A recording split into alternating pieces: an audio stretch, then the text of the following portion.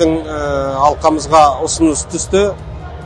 Қазақстанда қол өнершілер қауымдастығы бар екен, Қасшебер деген. Осы қауымдастық рекорд деп ұсынып отырса да, жалпы бұл бірінші рет. Сондықтан біз рекорд ретінде емес, бірінші рет 300 қол өнершілердің өз таңбаларын құрақ арқылы үлкен туға 21 метрлік, ені 6 метр.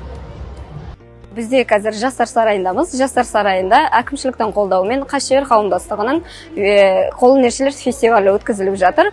Бұл жерде Қазақстанның барлық өңірінен, аймақ, ауыл, аудандарынан келген қолөнершілер атсалысып, қатысып, біз бұл фестиваль аясында қолөнершілердің басын біріктіріп жәрмеңке ұйымдастырдық 3 күн қатарынан. Одан бөлек осы жәрмеңкемен қатар қолөнершілердің бірлігін білдіретін, қолөнершілердің ынтымағын білдіретін ту құрастырып жатырмыз. Бұл туымыз бірлік, мейірімділік, береке деп аталады.